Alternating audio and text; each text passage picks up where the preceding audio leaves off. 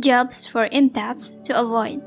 One of the best ways to take care of your energy is to choose a job that enhances your unique empathic skills and avoids unemployment.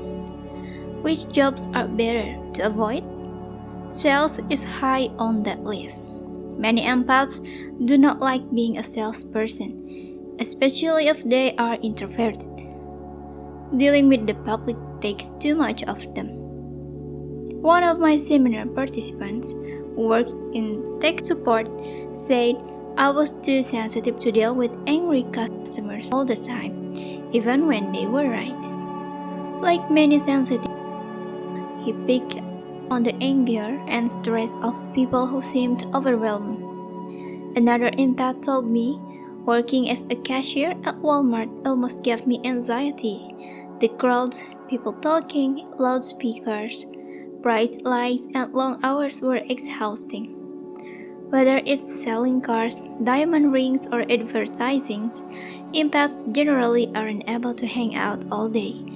Of course, if you love what you do, whether it's sales or something else, the situation may be different.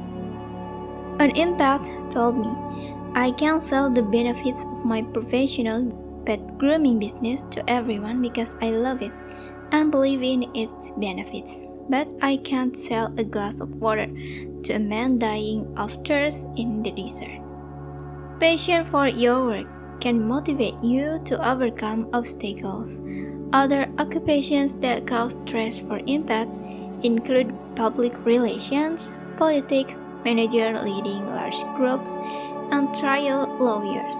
These high-intensity occupations value extroversion, the ability to speak little, and assertiveness or aggressiveness rather than being sensitive and introspective. They usually require responding to hundreds of daily emails and numerous phone calls, which can overwhelm empaths and cause stress. Preschool teachers and child care workers have to deal with the chaos and noise of crying babies and toddlers, which can also be exhausting. Not to mention being a middle school vice principal. The mainstream business world is also problematic. The corporate mentality of this is how we do it is difficult for empaths, myself included.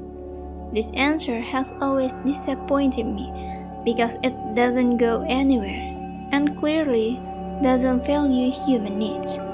Empaths are independent thinkers who question the status quo when something doesn't feel right. They want to know the reasoning behind the decision so they can understand it internally.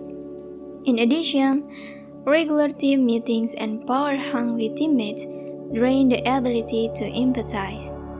Many empaths dislike traveling for work because of hectic airports, crowds, and strange hotels.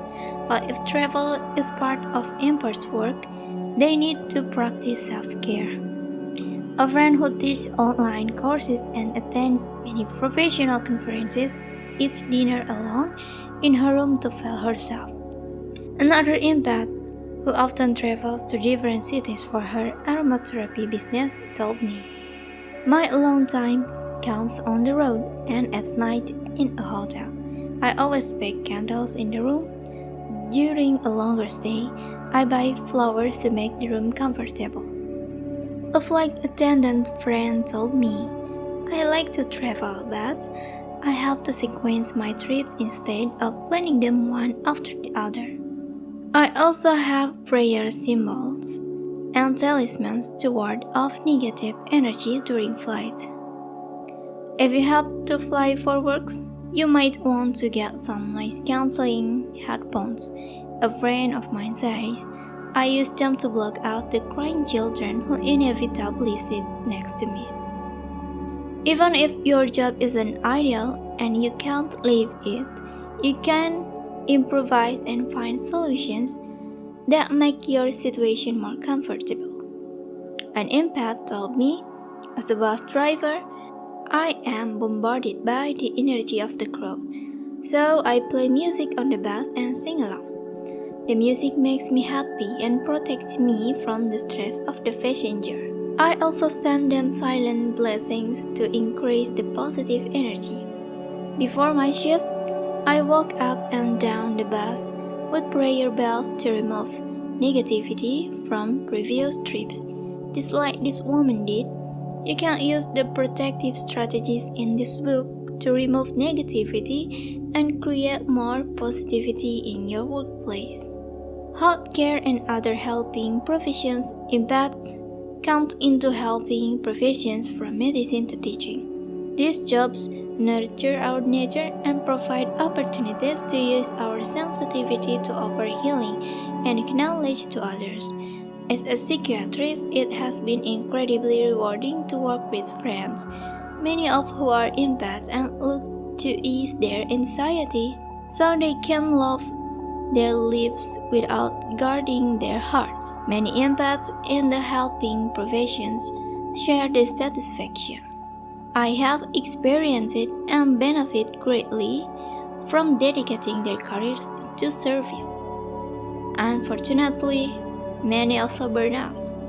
Empaths and other healers can experience compassion fatigue, a stress-related state where they have cared for so many people that they have nothing left to give. How does that happen? They give too much.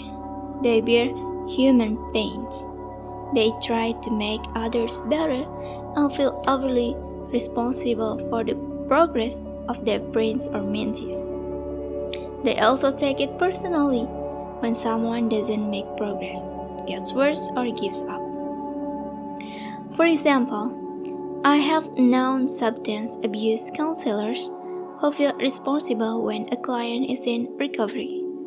Other mistakes that well-intentioned healers also make is to schedule appointments every hour, year after year, without focusing on meditation or rest between sessions.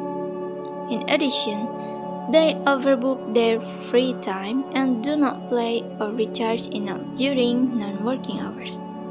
When empaths neglect self-care, they find it difficult to survive in helping profession, let alone experience the joy of giving.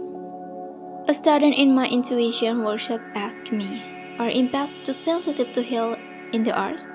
My desire to help conflicts with my desire to protect my energy. Empath sensitivity can make them gifted healers, I explained, but to avoid burnout, we need daily strategies to recharge and secure our energy. It's when friends or coworkers don't fulfill us.